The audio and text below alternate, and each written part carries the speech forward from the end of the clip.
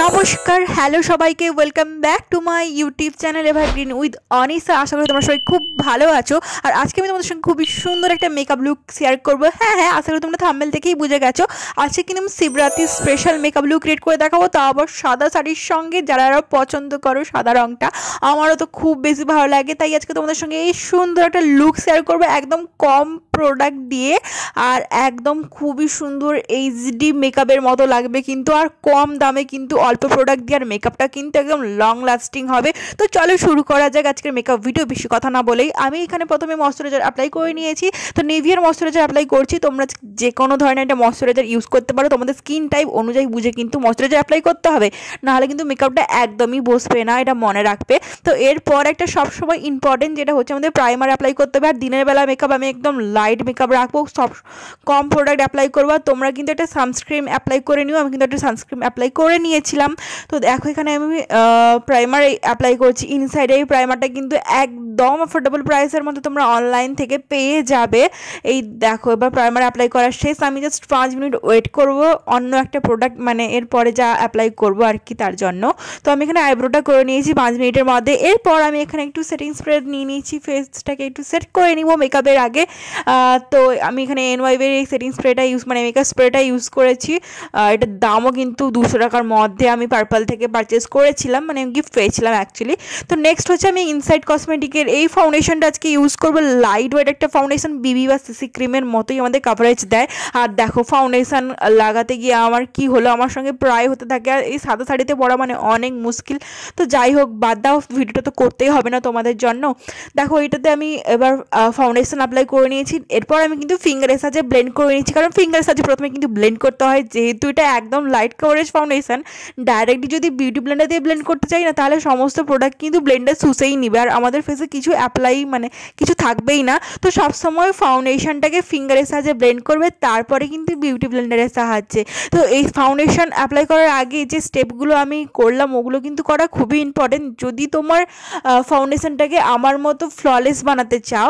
তো এরপর আমি এইখানে কনসিলার ইউজ করেছি, সুইস বিউটির এই কনসিলারটা। আশা করি সবার কাছেই কিন্তু এই ব্র্যান্ডের কনসিলারটা আছেই, আর যদি নেই তোমার কাছে যে কোনো ব্র্যান্ডের কনসিলার থাকলে ওটা ইউজ করে নিতে পারো।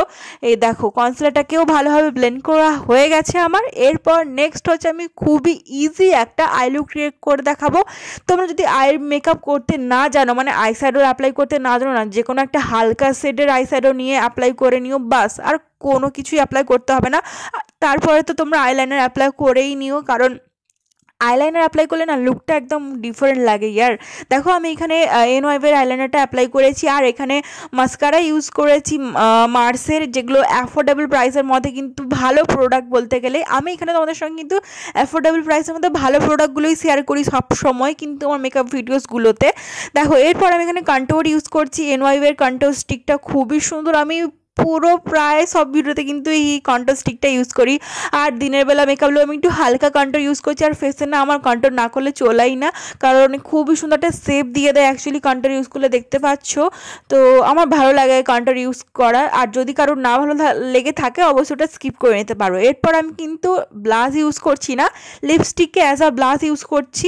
তবে তোমরা যদি লিপস্টিককে অ্যাজ আ ব্লাশ ইউজ করে থাকো আমার মতো, তবে অবশ্যই বুলেট লিপস্টিক ইউজ করবে, কারণ লিকুইড লিপস্টিকগুলো খুবই তাড়াতাড়ি শুকিয়ে যায়, ওটা ব্লেন্ড হতে চায় না। এরপর আমি মেকআপটাকে পুরো একদম সেট করার জন্য একদম লুজ পাউডার অ্যাপ্লাই করে তারপরে আরও একবার সেটিং স্প্রে বা মেকআপ স্প্রে ইউজ করে নিচ্ছি, যেহেতু রোদ থাকবে আর অনেকক্ষণ থাকতে হবে মেকআপ নিয়ে, তার জন্য আমি এখানে এটা করা কিন্তু খুবই ইম্পর্টেন্ট। এরপর আমি একটু লাইটভাবে হাইলাইটার অ্যাপ্লাই করছি, এটা হচ্ছে সুইস বিউটির হাইলাইটারটা, খুবই সুন্দর একটা। অবশ্যই হাইলাইটার একটা অ্যাপ্লাই করে নিও, তবে খুবই অল্প পরিমাণে, কারণ যেহেতু দিনের বেলা, তো না হলে অনেক বেশি কি একদম মনে হবে যেন অনেক বেশি বেশি করে মেকআপ লাগিয়েছো। তো সবসময় অল্প অল্প প্রোডাক্ট অ্যাপ্লাই করবে দিনের বেলাতে। তো এরপর আমি এখানে লিপস্টিক অ্যাপ্লাই করছি। তো তোমরা যদি আমার মতো ডার্কলি লিপস্টিক অ্যাপ্লাই করতে যাচ্ছি, রেড বা পিঙ্ক এইভাবে অ্যাপ্লাই করো না, একটা লিপ লাইনার লাইন করে নিও, ব্রাউন কালার একটা লিপ লাইনার দিয়ে। আমি আজকে অবশ্যই সুইস বিউটি লিপ লাইনারটা ইউজ করেছি।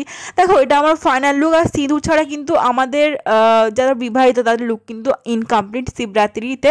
দেখো এই লুকটা তো আমার অনেক বেশি বেশি ভালো ভালো লেগেছে। আর এই জুয়েলারিটাও কিন্তু মিশো থেকে, তোমরা ওইদিকে না দেখে থাকো, শর্টসে কিন্তু আমি আপলোড করে দিয়েছি। ফুল যদি ভিডিও দেখতে চাও অবশ্যই কমেন্ট করে জানিও, আমি তোমাদেরকে সঙ্গে শেয়ার করব। আর এই লুকটা দেখতে পাচ্ছ কতটা ফ্ললেস, ভালো লাগলে অবশ্যই চ্যানেলটাকে সাবস্ক্রাইব করে দিও আর বেশি বেশি করে লাইক